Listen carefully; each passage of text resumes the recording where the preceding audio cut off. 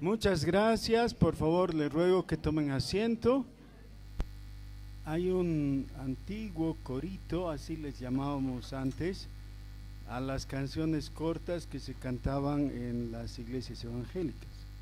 Es posible que algunos de ustedes no lo hayan escuchado y ojalá que la mayoría sí, pero lo vamos a recordar y esto tiene un fin específico, así que por favor, aunque tal vez no les guste, tal vez alguien que es música muy antigua o lo que sea, no importa, ¿ya? Traten de agarrarlo, es muy fácil, la letra es sencillísima, pero la idea es que lo cantemos todos. Dame un nuevo corazón que te alabe noche y día. Dame un nuevo corazón, oh Jesús, tú eres mi guía. Dame un nuevo corazón y que sea morada tuya.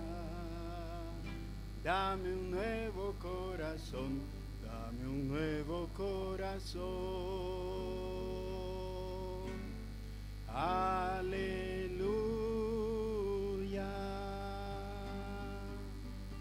Dame un nuevo corazón que te alabe noche y día. Dame un nuevo corazón.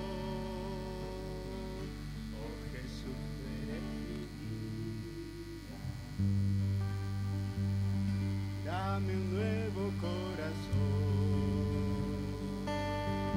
y que sea morada tuya.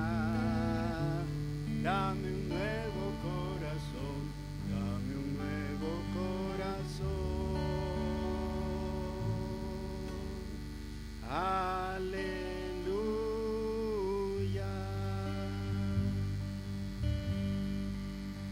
¿Quién no puede cantar? Miren que cantando esto se entra al cielo, tal vez algunos. Y hermanos, vamos a ponernos de pie y cantar bien. Yo creo que ya los músicos le han agarrado. No se preocupen tanto porque salga perfecto. Preocúpense que realmente esto salga de lo profundo, ¿ya?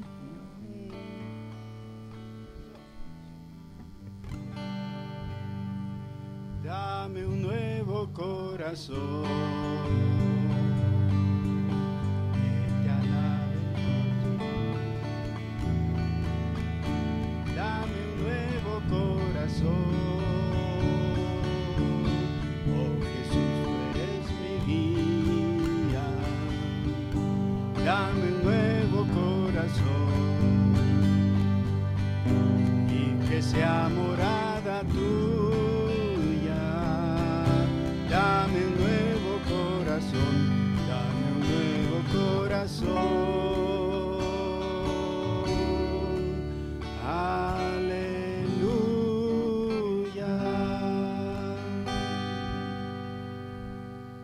Gracias, tomen asiento. Cuando era niño, se estrenó la película Ben-Hur. Y eso hizo muy famoso a un artista que se llamaba Charlton Heston. Y él ha sido artista conocido, famoso hasta hace poco, ¿no? Pero posiblemente la película que más fama le dio, lo hizo más conocido, era Los 10 Mandamientos. Porque él actúa como Moisés, es el gran Moisés. Y realmente uno no puede pensar en Moisés sin que la imagen de este artista venga a la mente. Resulta que todos mis amiguitos así del barrio, del colegio y todo, que por supuesto vieron la película también, eran admiradores de Charlton Heston, ¿no? de Moisés. Él era el héroe. El villano era el faraón. Yo había conocido al artista que hace del faraón en otra película, que era Taras Bulba. Y en Taras Bulba el héroe era Jules Briner, ¿no? el actor. Y cuando yo vi a Jules Briner, enseguida fui y me hice rapar. Porque me identificaba con él, me encantaba su personaje, tenía una mirada profunda y era un tipazo, ¿no? Pero le tocó hacer de faraón en la otra película, de villano, donde todos lo aborrecían y querían que se muera y todo. Pero, paradójicamente, yo estaba a favor del faraón, por Jules Briner, ¿no? Me gustaba tanto que me identifiqué con este personaje. El faraón. Quiero presentarles al faraón.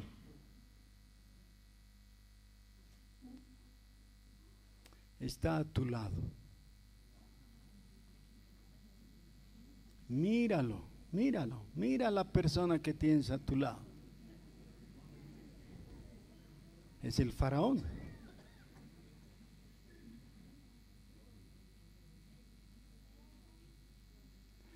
Pero quien está a tu lado y te está mirando también al faraón.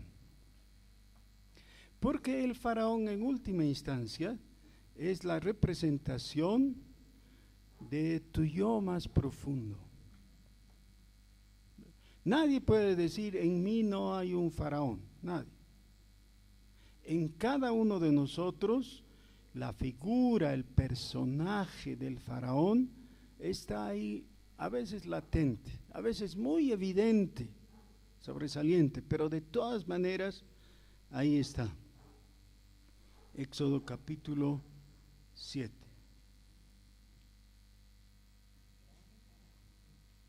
Hemos llegado en la última vez al punto en que el pueblo se ha quejado a Moisés y le ha dicho, las cosas van peor desde que tú has venido. Antes el faraón nos oprimía, ahora nos oprime hasta la desesperación, porque no solamente exige de nosotros todo lo que tenemos que hacer, la cantidad de ladrillos que tenemos que presentar, sino que no nos da la paja necesaria para que a los ladrillos, los adobes se forjen, se consoliden, y entonces tenemos que en las horas de descanso salir a buscar rastrojo y de alguna manera que esto funcione, y ya no damos más. Tú no has sido de bendición para nosotros, has traído dificultades, ¿no? Un caudal de mayor dificultad para nuestras vidas. Entonces Moisés va delante de Dios y le dice, ¿por qué afliges a este pueblo? ¿Para qué me enviaste?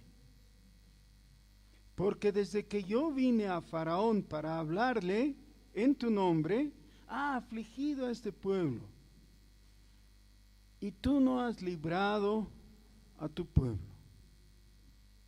Esta es una acusación muy audaz. ¿Cómo un hombre le puede decir a Dios en reclamo, tú no has hecho tal cosa? Tú no has librado a tu pueblo. Has dicho que lo ibas a librar y no lo has hecho. El capítulo 6, que no estamos viendo todavía, nos cuenta algo que nos ayuda a situarnos mejor en la comprensión de los personajes. Pero estamos pasando al capítulo 7 ahora, donde dice, Jehová dijo a Moisés, mira, yo te he constituido Dios para Faraón, y tu hermano Aarón será tu profeta. La palabra Dios ahí es Elohim. Lo que le está diciendo el Señor a Moisés es: en la relación que tengas, que desarrolles de aquí en adelante entre el faraón y tu persona, no van a ser dos iguales. Esto, por supuesto, nos puede llamar la atención, pero nos tendría que llamar la atención de sobremanera. ¿Saben por qué? Los egipcios y los israelitas, que eran esclavos de los egipcios, daban por descontado que al encontrarse con el faraón, estaban hablando con un dios. El faraón era un dios para ellos. Así que siempre tenían que mirar hacia arriba. Ya, era el superior.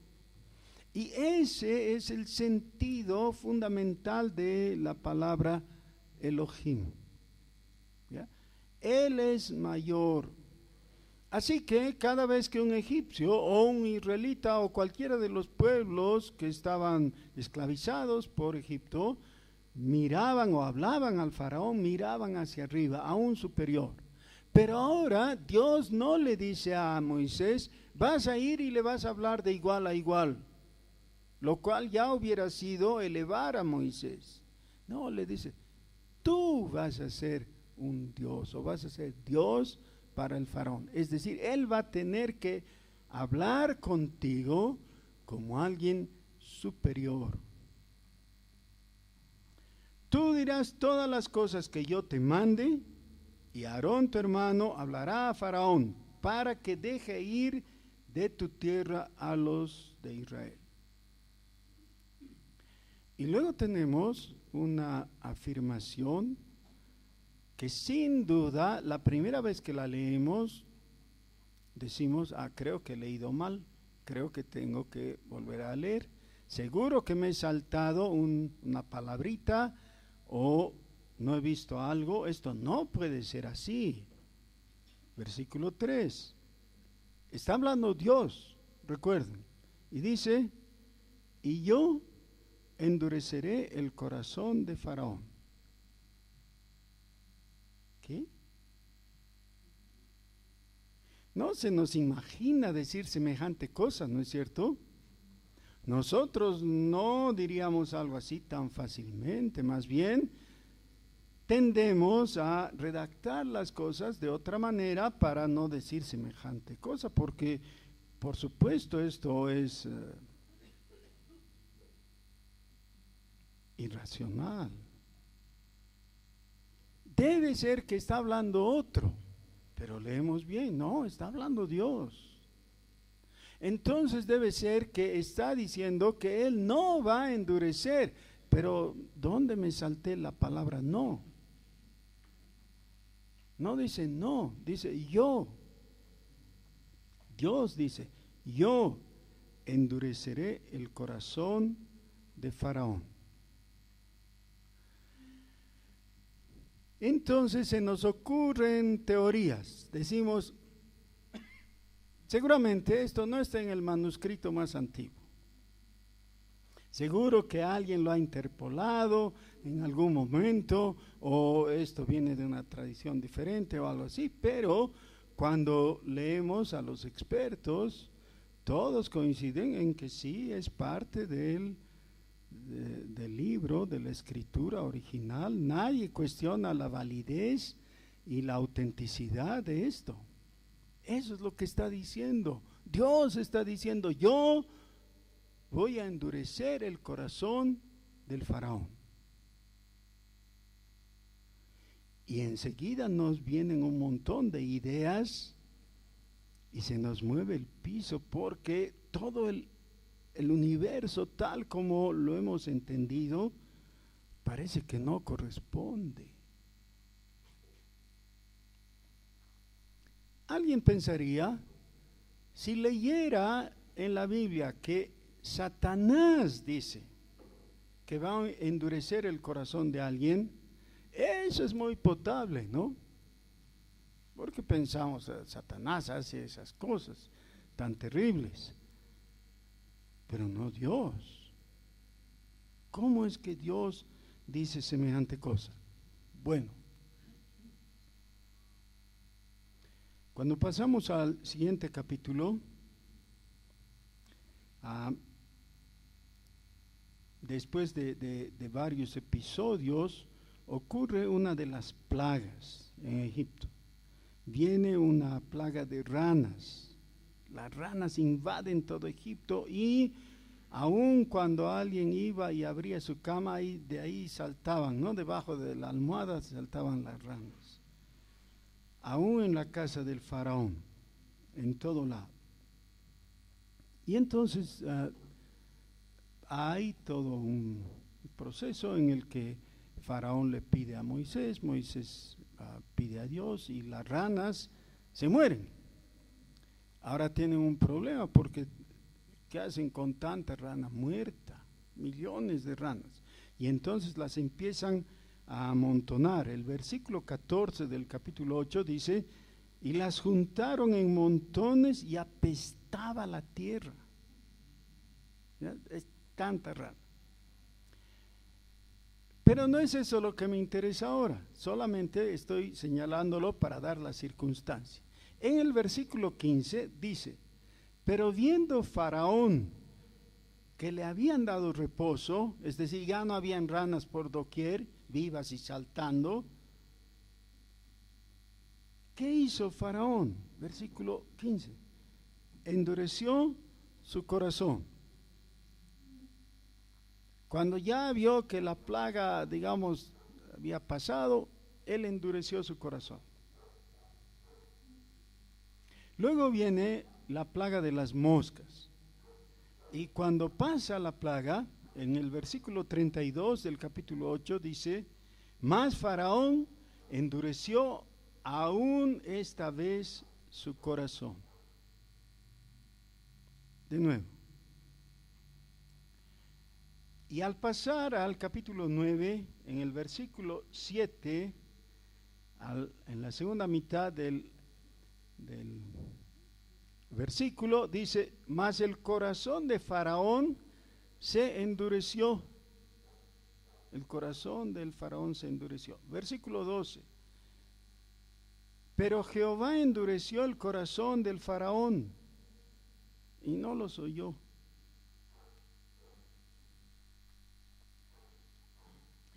En el capítulo 9, versículo 34, y viendo Faraón que la lluvia había cesado y el granizo y los truenos, se obstinó en pecar y endureció su corazón, él y sus siervos. Versículo 35, y el corazón de Faraón se endureció. Capítulo 10, versículo 1. Jehová dijo a Moisés, entra a la presencia de Faraón, porque yo he endurecido su corazón.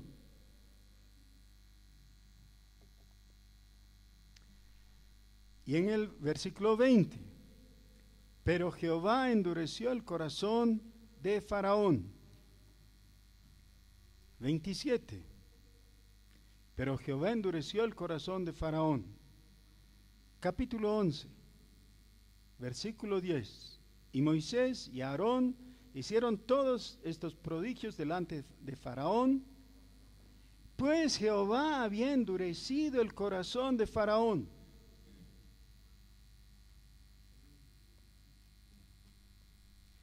Algunos quieren pegarse un tiro.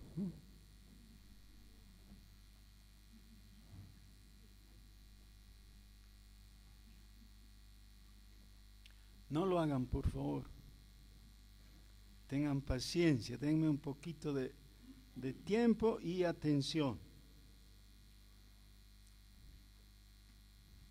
Tenemos algunas preguntas urgentes que surgen de esto. En primer lugar, ¿qué es eso de corazón? ¿Qué es el corazón? Otra pregunta. ¿Qué significa endurecer? Tal vez estamos entendiendo mal. En Bolivia es bastante común decir endurar, no hay verbo endurar, es endurecer, eso es lo correcto. Y con sus derivados, ¿no? Endurar no es español. tal vez es boliviano, ¿no? Pero endurecer es la palabra correcta. Y necesitamos entonces, primeramente, definir la palabra corazón. ¿Qué hemos cantado? Yo he pedido una guitarra y les he enseñado un antiguo corito. ¿Qué es lo que dice?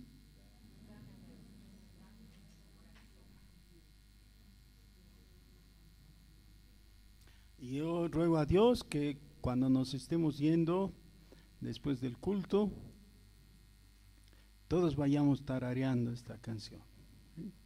Que cantemos, dame un nuevo corazón. La palabra corazón es utilizada no solo en español, sino en varios idiomas, en varios sentidos. No tiene uno solo. De hecho, lo primero que viene a nuestra mente es el órgano de nuestro cuerpo, ¿no? Tenemos todos un corazón y hablamos de eso como el interior. En la cueca boliviana se habla del corazón como el asiento de los sentimientos y emociones. Entonces, es típico cantar, te amo con todo mi corazón, ¿no? En la Biblia de vez en cuando, pero ¿saben qué? Los traductores españoles que han tomado el idioma original, el hebreo, y lo han transportado al español, de vez en cuando han usado la palabra corazón en español, cuando en realidad la palabra original en el hebreo no decía corazón, decía riñones. Sí, no estoy bromeando, riñones. Hígado. Así que sería bastante normal que si tú pudieras hablar con un hebreo de la época bíblica y él se enamora de ti y te dice, te amo con todo mi hígado, o te amo de todo mi riñón derecho, ¿no? ¿Qué tal? Pero entonces, como en español sale un poco extraño, los traductores han dicho en español lo que corresponde es decir corazón. Ya en el Nuevo Testamento la palabra corazón tiene una connotación un poquito diferente y muy útil que la veamos. Así que les ruego que abran sus Biblias en Efesios capítulo 1.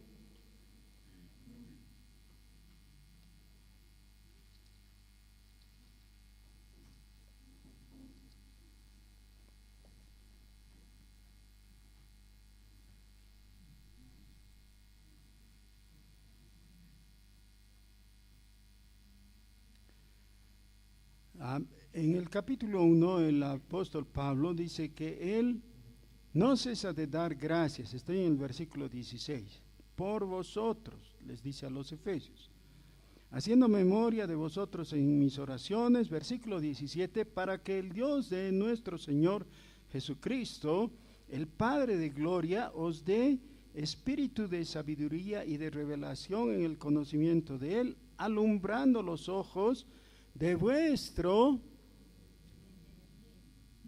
¿qué? Ahora señalen por favor el entendimiento. Señalan sus cabezas, ¿no? No sean tímidos, señalen. ¿Dónde creen que está el entendimiento? Ok. Pero ¿saben qué? ¿Cuál es la palabra en griego? Cardía. Y hay algunos médicos entre nosotros, ¿y a qué creen que se refiere con cardía? Al corazón, claro, de ahí deriva. Ya la traducción de cardía es corazón. Dice que alumbre los ojos de vuestro corazón en el original. Pero la comprensión que tienen los traductores sabían que esto se estaba refiriendo al entendimiento. Porque para los griegos el corazón está vinculado con la razón, más que con los sentimientos. Ok, eso nos ayuda un poco, quizás no define del todo, pero podemos recordar aquella ocasión en que un escriba se le acerca al Señor Jesús y le dice: Maestro, ¿qué puedo hacer para heredar la vida eterna? Y el Señor le dice: ¿conoces la ley? Que eso era, claro, casi un insulto para él, ¿no? Era un escriba. Y le dice: claro, sí. Y Jesús le dice: tienes que recordar la ley. La ley incluye los mandamientos. El mandamiento primero, más importante, es: amarás al Señor tu Dios con todo, ¿qué? Tu corazón. Y sí, y con toda tu alma y con toda tu mente. El corazón está en medio de todo eso, ¿no? Y por eso los que enfatizan esa separación de cuerpo, alma y espíritu, que es la posición tricotomista, en realidad no leen todo a la escritura. No hay tricotomismo en la escritura. La escritura reconoce que el ser humano tiene una parte física, que es material, y la otra parte que es espiritual y que contempla el alma, el espíritu, el corazón, el entendimiento, etcétera, varias cosas que a veces son presentadas como sinónimo, ya solamente. Pero esto todavía no ha respondido nuestra pregunta: ¿qué es eso del corazón? Cuando Éxodo dice en todas las formas posibles que se nos pueda ocurrir que el corazón del faraón estaba duro y que por su dureza actuó de la forma desastrosa como lo hizo. ¿Por qué? Llevó a la ruina a su país y él mismo pereció, murió. Sí podemos preguntar, así neutralmente, decimos: ¿por qué pereció el faraón, el ejército y el pueblo de Egipto? El país de Egipto colapsó. ¿Por qué? Por la dureza de su corazón.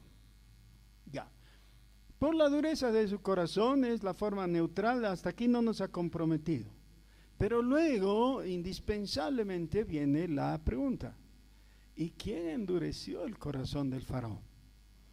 Y el texto a través de Éxodo dice que el corazón mismo se endureció. Ese se es reflexivo, quiere decir a sí mismo.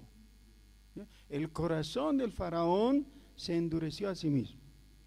Sí, es una de las posturas o una de las versiones que utiliza Éxodo. Pero la otra es que el faraón endureció su corazón. Lo hizo firme, fuerte en su posición. Todo eso no nos confunde y nos es potable. Pero luego la otra es que Dios endurece el corazón del faraón, y ahí sí nos entra pavor, porque pensamos cada uno de nosotros en nosotros mismos y pensamos que si alguien tiene el poder para venir y endurecer nuestro corazón, eso nos quita absolutamente todo vestigio de libertad y de autodeterminación. Resulta que no puedes hacer nada que decidas por ti mismo, porque hay alguien más, hay una voluntad ajena que puede venir y obligarte a hacer lo que no quieres o lo que no hubieras querido. ¿Ya? Al punto que llegas a querer lo que no habrías querido de otra manera. ¿Saben por qué? Porque todos nos aferramos a la posibilidad de decidir nosotros mismos, de ser nosotros los que determinemos el curso a seguir. Hay algunos borrachos que beben solamente por darle la contra a un familiar, un amigo que le dice, ya no tomes. Así, peor, ¿no? Más toma. ¿Por qué? Yo recuerdo un diálogo con un amigo que estaba borracho y le digo, ¿tomas porque te gusta? No, me dice, no me gusta. Entonces, ¿por qué? Porque quiero. Quiero. Pero ni te gusta. Sí, pero tengo derecho de tomar. Es mi plata.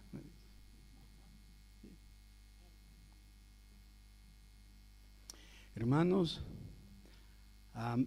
ahora todavía no tenemos entonces toda la definición completa de eso del corazón y no vamos a poder tenerla si es que no entendemos la otra pregunta. ¿Qué significa eso de endurecer? Y lo que se tiene que hacer siempre en teología es no construir una teología en base a palabras, sobre todo a palabras en español, porque a veces ni corresponden a las palabras de los idiomas originales, pero sí hay que construir la teología en cuanto a los conceptos, y las palabras nos ayudan para tener los conceptos correctos. El término que se utiliza en hebreo es katzak, katzak, y se traduce por endurecer, pero no en la manera que nosotros entendemos como cuando algo se fragua. ¿Ya?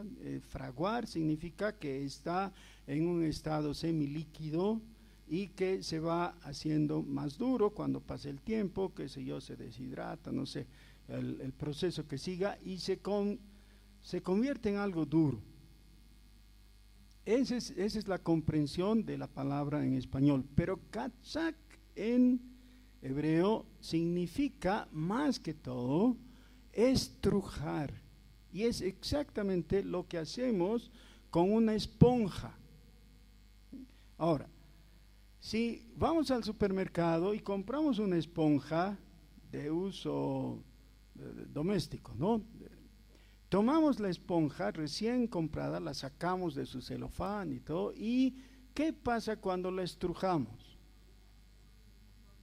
Nada pasa, ¿no? Casi nada pasa.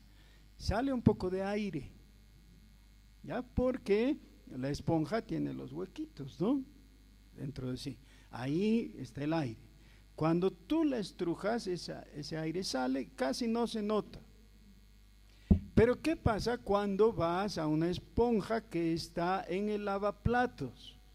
Es posible que la estrujes y salga algo, por ejemplo agua, y podría ser agua sucia, ¿no?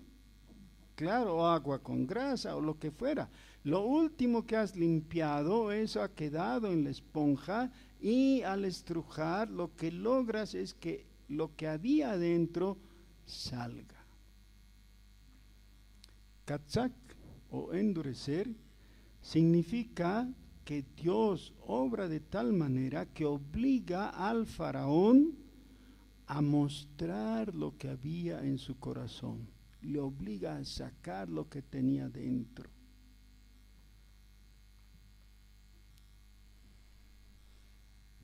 Si en este momento alguien con la capacidad necesaria viniera y tomara tu corazón y lo estrujara con todo vigor, en forma que resulte irresistible para ti, ¿qué saldría de ahí?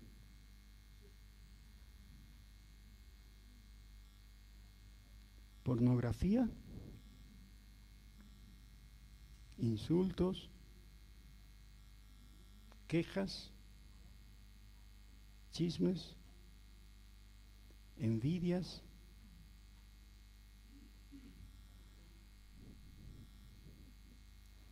Hermanos, nosotros vivimos confiados en que nuestro corazón es invisible a los demás.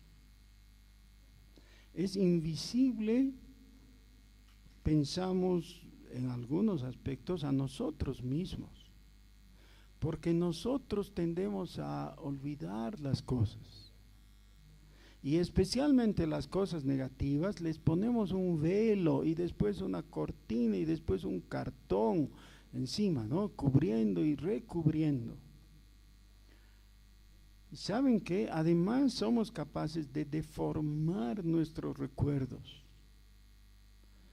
y echarle la culpa al otro de las cosas malas que hacemos. Y conservamos esas cosas en nuestros corazones, y de vez en cuando sucede, como en Achocalla, que la basura se desborda, se rompe y sale.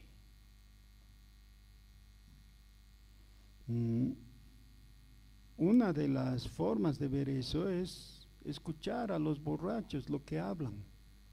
¿Qué hablan los borrachos? Es muy interesante. Algunos empiezan a filosofar y hablan cosas muy elevadas. Hablan chistoso, pero las cosas que hablan son muy elevadas, ¿sí? Pero también después de un rato empiezan a hablar cosas de su vecina, ¿no? Y se refieren a ella en términos no muy respetables. ¿Por qué? No es que por el alcohol han llegado las malas ideas, los malos conceptos o la forma soez de hablar. No es eso. Es solamente que se ha abierto, se ha hecho transparente, o por lo menos translúcido, y sale lo que había. ¿Qué había en tu corazón? Nunca se ve, nunca se dice en la Biblia que Dios ponga malos sentimientos, malas ideas y menos pecado en el corazón del hombre. Jamás Dios trae lo malo a tu corazón. Eso puedes descartar, jamás. Él no hace eso. Cuando dice que lo endurece, lo único que hace es estrujarlo para que salga lo que ya había. El Señor Jesús en Marcos, o más bien Marcos nos cuenta de una ocasión en la que el Señor Jesús es consultado sobre la forma, o más bien las cosas que comían los discípulos y en qué manera lo hacían. ¿Y por qué?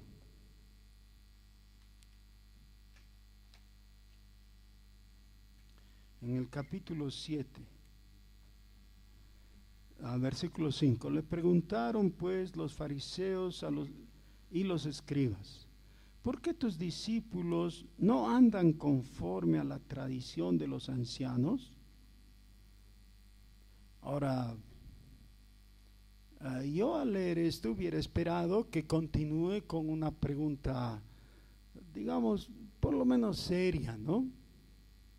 ¿Por qué tus discípulos se portan mal? Están diciendo.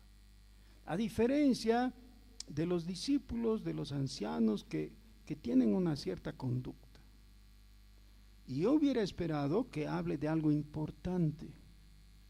Pero ellos hacen la pregunta así: ¿por qué tus discípulos no andan conforme a la tradición de los ancianos, sino que comen pan con manos inmundas? Manos inmundas. Y ahora de nuevo yo tiendo a simpatizar con la preocupación de los escribas y fariseos, porque si hay algo que me parece asqueroso es lo que hacen algunas personas que llegan de trabajar o llegan de jugar, qué sé yo, y van y comen nomás. Y creo que Lo correcto es lavarse las manos, por supuesto. Antes de comer hay que lavarse las manos. No se refiere a eso. El lavarse las manos por higiene nunca fue rechazado por el Señor Jesús. Lo que está en juego aquí es el acto ritual de bautizar las manos. Cuando los judíos se sentaban a la mesa, hacían una operación muy parecida a esta. Extendían sus manos así, con los dedos arriba, y derramaban unas gotas de agua en un verdadero bautismo, es decir, un acto ritual, para decir que ahora sus manos estaban puras y que estaban aptas para poder comer. Y si querían hacer eso, ya yo no tengo nada que criticarles, me parece tonto, pero en fin, lo hacían, porque no hay mandato bíblico al respecto. Pero lo malo es que juzgaban a los que no lo hacían y les calificaban de tener manos inmundas. Y el Señor les reprende muy duramente, les dice que son hipócritas, capítulo 7, versículo 6 de Marcos. Y luego, después de mostrarles su hipocresía, paso al versículo 18, a los discípulos le preguntan y le dice: nosotros mismos no entendemos qué es lo que les has querido decir, porque los discípulos eran también judíos, con todo ese bagaje de tradiciones y costumbres y prácticas, y tampoco entienden. Entonces, ya hablando a los discípulos, el Señor Jesús les dice, versículo 18: ¿también vosotros estáis así sin entendimiento? ¿No entendéis que todo lo de afuera que entra en el hombre no le puede contaminar? Porque no entra en su corazón, sino en el vientre, y sale a la letrina. Esto decía, haciendo limpios todos los alimentos. Es decir, por razones de la ley, razones rituales, no se hagan problema con lo que comen. Eso no va a afectar su espíritu, su corazón. Versículo 20. Pero decía que lo que del hombre sale, eso contamina al hombre. ¿Y qué es eso? Versículo 21. Porque de dentro, no dice de dentro de él, no, de dentro, del corazón de los hombres salen los malos pensamientos, los adulterios, las fornicaciones, los homicidios, los hurtos, las avaricias, las maldades, el engaño, la lascivia, la envidia, la maledicencia, la soberbia, la insensatez. Todas estas maldades de dentro salen y contaminan al hombre.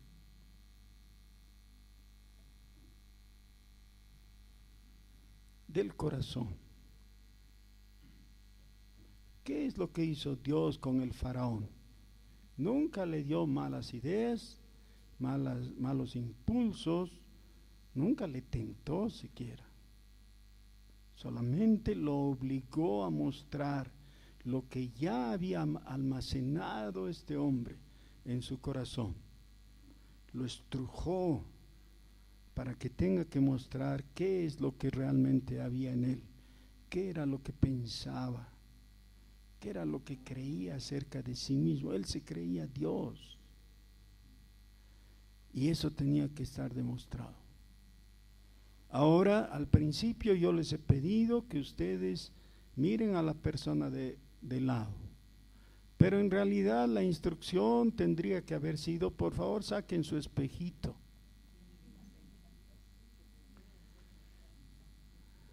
En el cuento de infantil, ¿no? Espejito, espejito, ¿quién es la más bella?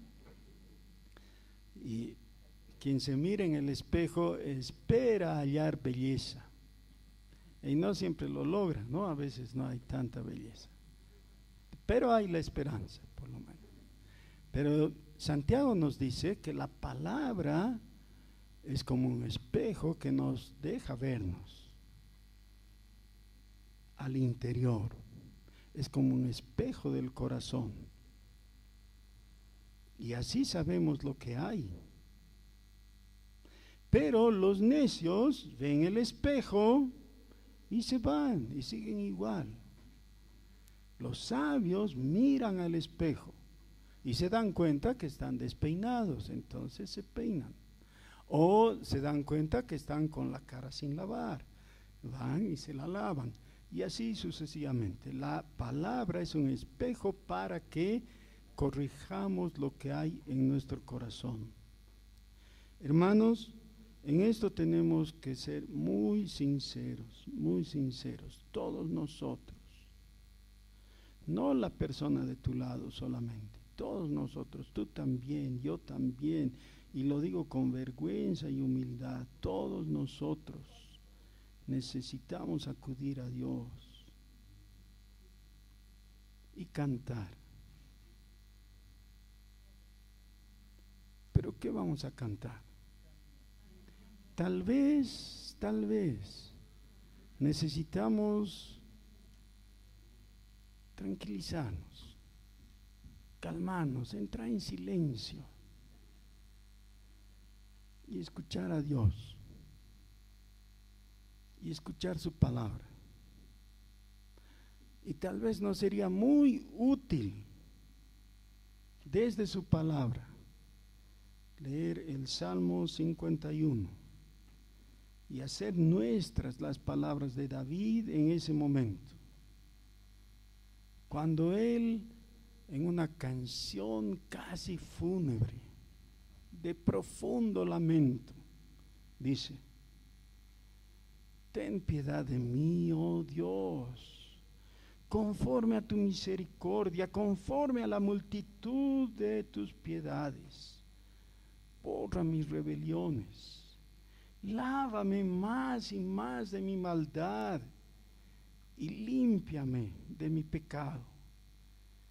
Porque yo reconozco mis rebeliones y mi pecado está siempre delante de mí. Contra ti solo he pecado y he hecho lo malo delante de tus ojos, para que seas reconocido justo,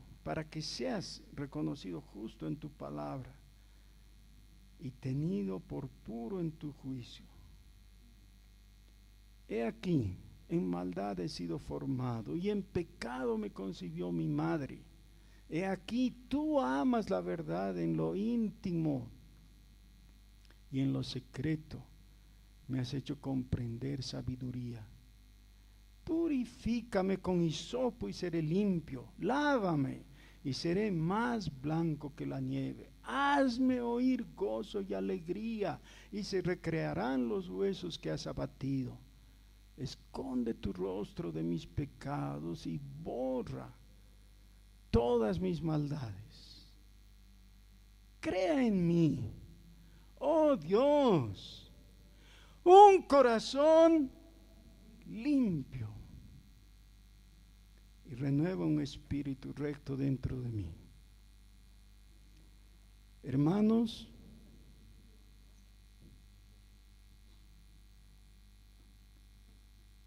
tenemos corazones de porquería en el sentido estricto de la palabra.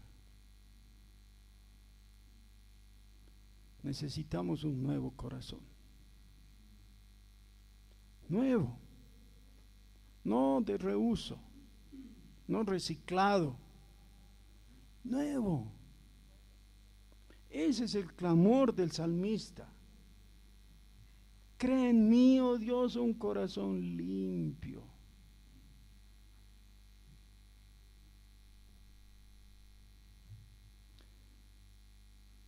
El anhelo de mucha gente es llegar a las glorias terrenas del faraón, ¿no?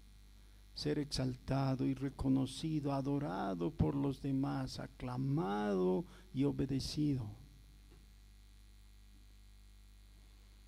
Pero la situación del faraón para nada era envidiable realmente. Era un pobre miserable, que llevó a la ruina a todo su pueblo y murió en el intento de combatir con el pueblo de Dios, de ser rebelde, con su corazón endurecido. Es mejor a tiempo inclinarnos ante el Dios vivo y verdadero, el cual no quiere que perezcas,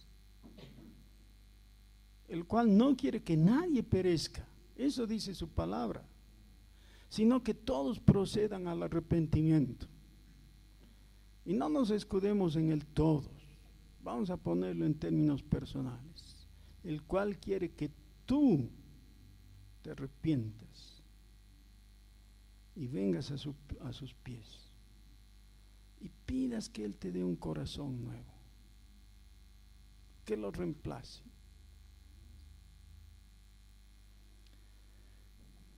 Tengo un amigo que tenía un autito viejo como él solo. Un día llevó su auto al mecánico. El mecánico le dijo: ¿por qué no le cambia las llantas? Bueno, le voy a cambiar, dijo él. Justo aquí tengo unas llantas nuevas que le hacen a su auto. Muy bien, póngaselas. Y ahora que ya está con llantas nuevas, ¿qué hago?, dijo él. Ahora cámbiele de auto a sus llantas.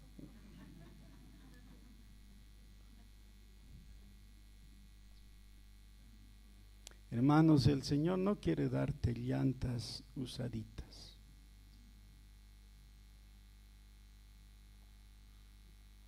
Quiere una renovación total. Los músicos, por favor, pasen rápidamente y juntos vamos a cantar. Pero mientras ellos van pasando, yo les ruego que se pongan de pie.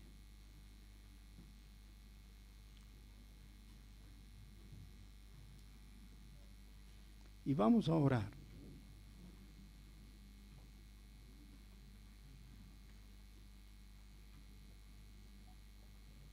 Oremos. Nuestro Dios, te pedimos perdón por haber pensado mal de ti.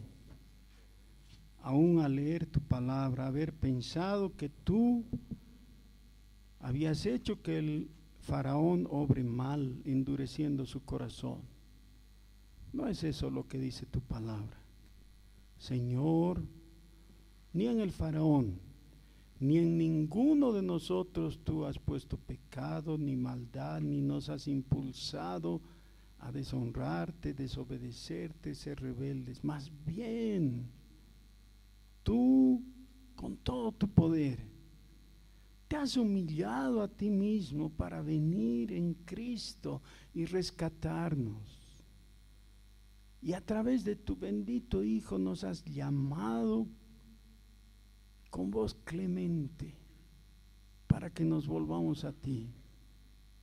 Y has enviado a tus siervos para predicar el Evangelio y decirnos en un ruego que nos volvamos a ti y nos arrepintamos de nuestros pecados. Porque nada hay bueno en nosotros, Señor. Nosotros no somos mejor que David. Y junto con él más bien tenemos que decir: hemos sido concebidos en pecado. Desde las primeras luces de razón hemos utilizado nuestros impulsos y fuerzas para pecar y ofenderte. Perdónanos, Señor. Señor nuestro, ten misericordia. Dame un nuevo corazón. Dame un nuevo corazón que te alabe noche y día. Señor, no un corazón a medias, hipócrita. Señor, haznos adoradores de veras. Señor, que el faraón que vive en mí muera. Ese es el viejo hombre. Que muera, Señor, para que yo viva en ti, que Jesucristo viva en mí, que el Espíritu gobierne, que mi corazón sea renovado íntegramente. En el nombre de Jesús. Amén.